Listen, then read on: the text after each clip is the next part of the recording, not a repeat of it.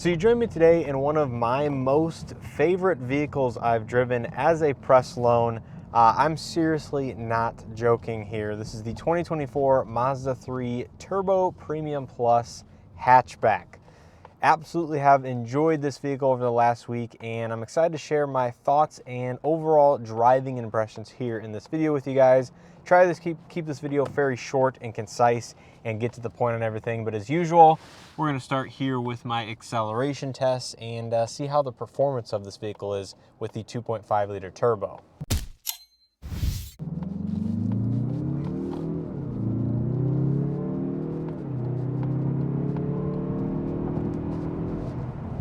So that was a full throttle acceleration here with the 2.5 liter turbo. Now, I can't tell you exactly what octane fuel is in this engine, but with regular 87, this engine puts out 227 horsepower, 310 pound-feet of torque via a standard all-wheel drive system, which is quite impressive for a compact hatchback like this. Now, if you do put premium 93 octane, this engine should be good for about 250 horsepower and 320 pound-feet of torque, which certainly when you put your foot down and it downshifts a gear or two, this thing gets up and scoots pretty darn good for what it is. So it is quite impressive, the overall acceleration, although I would say it's not quite as high performance, quite as sharp feeling as something like maybe a Volkswagen GTI, Elantra N, vehicles in that category, which are certainly much more performance oriented, where this car I think is a fantastic and very powerful Grand Tour or GT compact hatchback. So once again, just to reiterate the vehicle I'm in, it's a 2024 Mazda 3 Premium Plus Turbo hatchback, finished in the red exterior here with the black leather interior. Now, there's several different color combinations available. You can get everything from a black interior to a bright red leather interior, white exterior, and a bunch of different grayscale colors on the outside. I really do like a lot of the color combination that Mazda offers within their lineup. But anyways, getting back to this car, it is a fully loaded version of the vehicle. The Premium Plus trim adds a lot of nice equipment for just a couple thousand more dollars over the standard turbo pricing. And there's a lot of features and options inside of this vehicle that one might not expect from a vehicle in this category. Now, with that being said, it does come at a pretty hefty price tag of just over $38,000 as seen. So, again, I'll get to how I feel about the value proposition a little bit later in this video. But just to start off with some of the driving dynamics, visibility, overall ergonomics. This one being a compact hatchback sits a little bit lower to the ground, obviously, than that of some of Mazda's subcompact or smaller SUVs such as the CX-30, which I would argue this vehicle actually somewhat competes against. It's just a matter of if somebody wants the higher ride height and the more SUV type of feel versus this vehicle, which sits lower and is more of a compact true hatchback. Now, anyways, what comes with a traditional hatchback like this one is you are going to feel like you are sitting much closer to the ground than that of an SUV, but that does not hinder visibility really much at all inside this vehicle, as I have great forward visibility over the hood. Believe it or not, this is actually one of the few vehicles that I get in and I actually had to raise the seat up just a little bit because it sat so low inside the vehicle. I wanted to get just a little bit more visibility over the dashboard and the gauge cluster hood in front of me.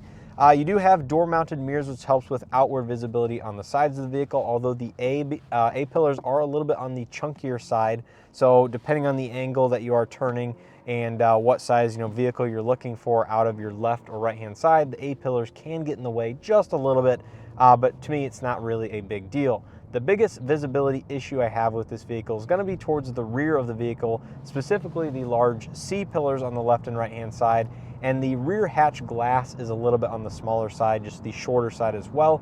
But I would say that's kind of a very minor issue in comparison to maybe your blind spots with those C-pillars. Now, luckily, this vehicle comes with blind spot detection, which integrates extremely well with the heads-up display, as well as, of course, gives you the little indicator on the side view mirrors. So that helps out a lot. And I would say as long as you're confident in driving with a visibility that's not optimal per se, this does have somewhat of a coupe-like feel to it, given the belt line and the roof line is fairly close to each other. Not a huge difference in height there. I would say it's really not an issue for many people out there, but I could see a few people complaining about certain aspects of the visibility. Now, outside of that, in terms of the interior feel, ergonomics, and everything in that department, this car feels like a, premium mainstream brand, borderline luxury with what they've equipped and appointed the interiors with. Of course, you have the leather seating surfaces, nice soft touch door panels throughout, with a slightly different texture up top, leather stitching with the accent brown color on the door panels, which matches very nicely here on the seating surfaces. The technology inside the cabin is pretty high-end for a vehicle in this segment once again, with a partially digital gauge cluster, 10.25-inch infotainment system with wireless Android Auto, Apple CarPlay. Of course, I've already mentioned the heads-up display in front of the driver, which is fairly configurable, dual-zone automatic climate control, heated front seats, heated steering wheel, and most of Mazda's current driver assistance technologies, including the low-speed traffic assist, which works, I believe, below 40 miles an hour. It will do lane centering as well as the adaptive cruise control and everything like that. And then above 40 miles an hour, it turns into more of a lane keeping assist systems, still with the radar-based adaptive cruise control, blind spot detection, etc. I just think there is a little bit shortfall in terms of some of the driver assistance technology, not so much the infotainment system and stereo system here on the inside when it comes to some of the shortcomings and performance of those items. Now, heading into my rough section of pavement, this is a perfect transition into the ride quality and driving dynamics. Now, I've heard a lot of other people out there say that this vehicle rides on the rougher side, and I would absolutely disagree with that statement 100%. I think you need to compare this vehicle to other compact hatchbacks and not SUVs that may still compete, such as the CX-30, but SUVs are generally going to be tuned a little bit softer, just more of a compliant ride, where hatchbacks that sit a little bit closer to the ground not only might have a little bit less suspension travel, but might just be tuned more for that segment of vehicle. And I actually own a 2019 Elantra GT N-Line, and this vehicle that I'm driving right now is actually going to be softer than that vehicle in the suspension department. This vehicle actually has a torsion beam rear suspension, where my Elantra GT N-Line has a multi-link independent rear end, which should affect driving dynamics a little bit.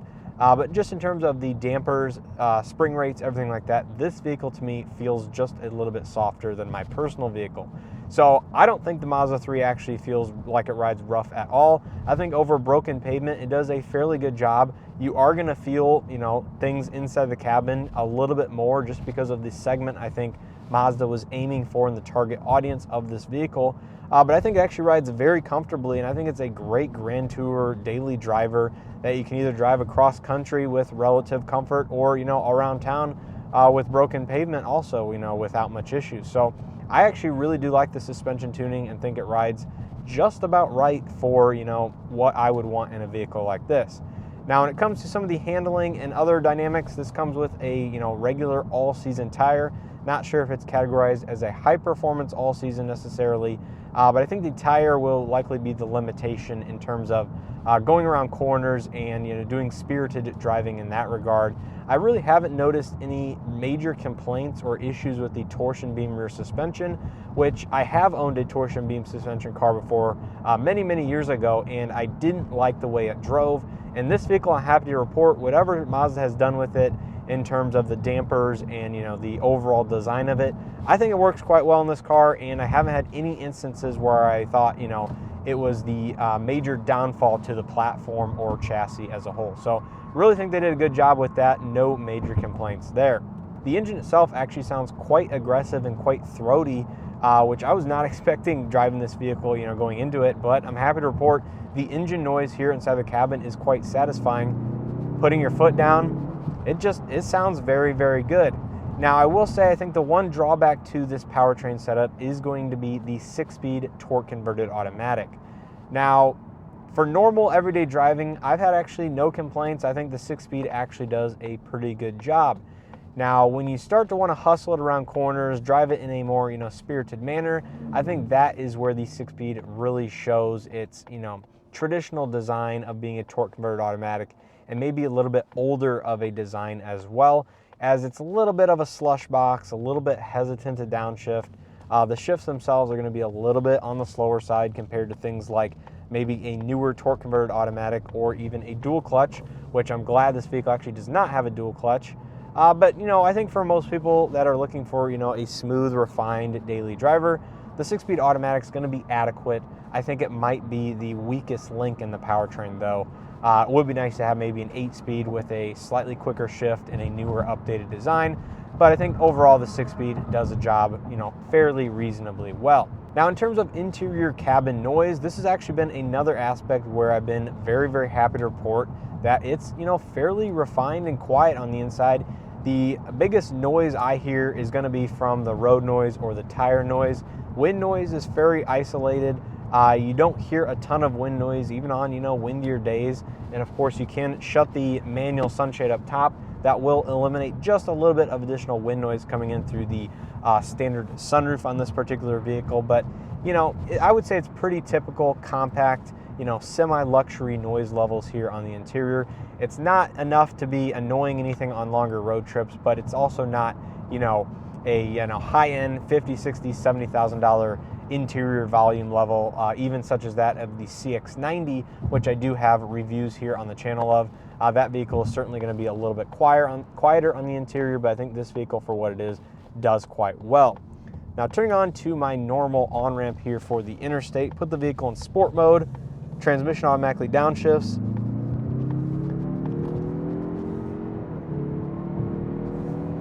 And this vehicle, even with these standard all-season tires, handles pretty darn well.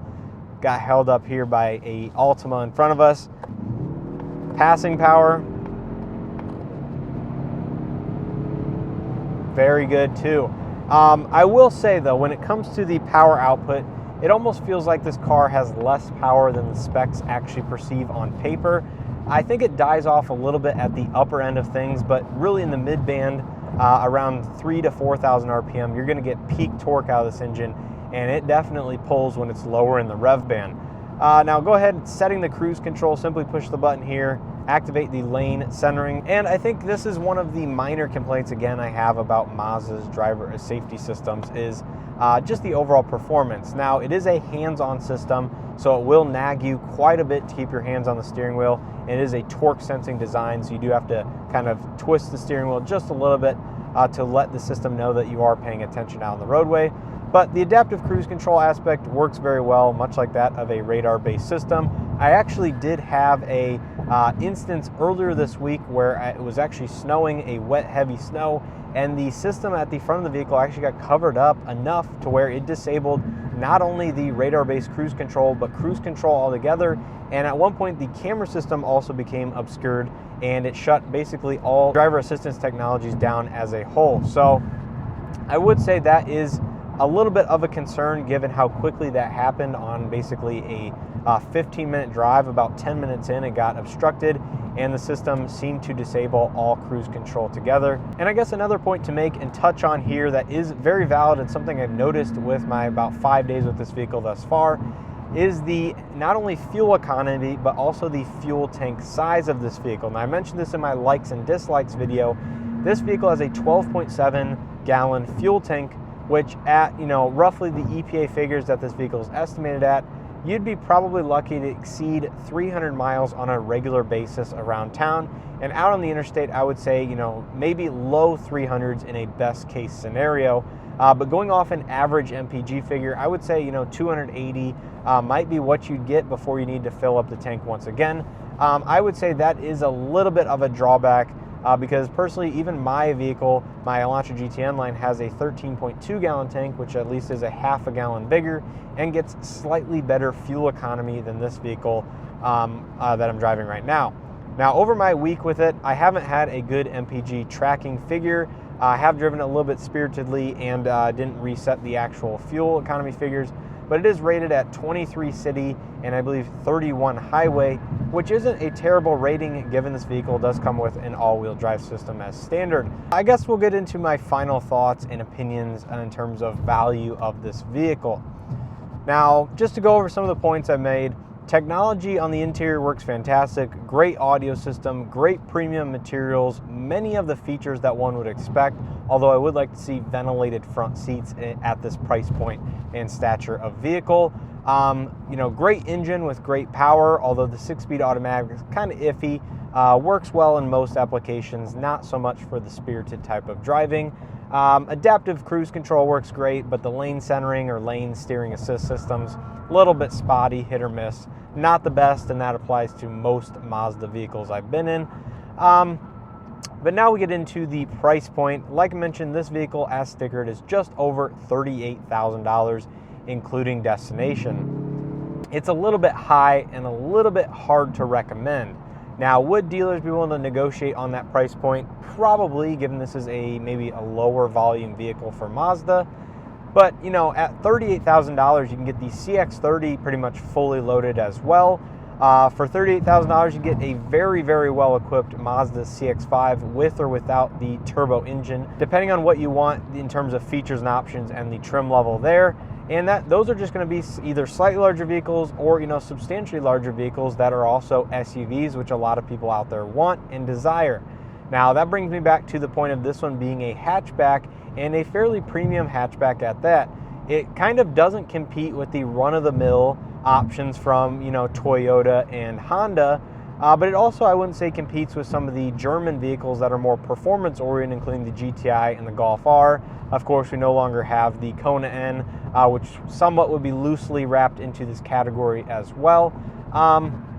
So I think it's kind of on a world of its own, at a price point of its own, for what you're getting in terms of the Grand Tourer feel of this vehicle. Certainly not a sharp performance hatchback like the Mazda Speed 3 was back in the day, but also not, you know, a sluggish base model, you know, entry-level hatchback whatsoever, although you can get the standard 2.5 liter naturally aspirated in the Mazda 3 hatch as well for substantially less money. So I think I would totally recommend and drive this vehicle on a daily basis if it was maybe just a few $1,000s less, closer to that $35,000 price point, fully loaded as seen here. Now, of course, you can get the turbo at that price point, but you're going to be missing some of the nicer premium options and features that are part of the Premium Plus that this particular one has. So I think that is pretty much going to do it for my overall driving impressions and review here of the 2024 Mazda 3 Premium Plus Turbo Hatch. Now, this vehicle has been around since the 2019 model year in its current iteration, and 2021 was when they added the turbo engine option. So I am a little bit surprised at this point that we haven't heard any rumors or mumblings of a refresh or an all-new generation, but I would expect to see that over the next year or two, or some more details about a potential timeline on when that would happen.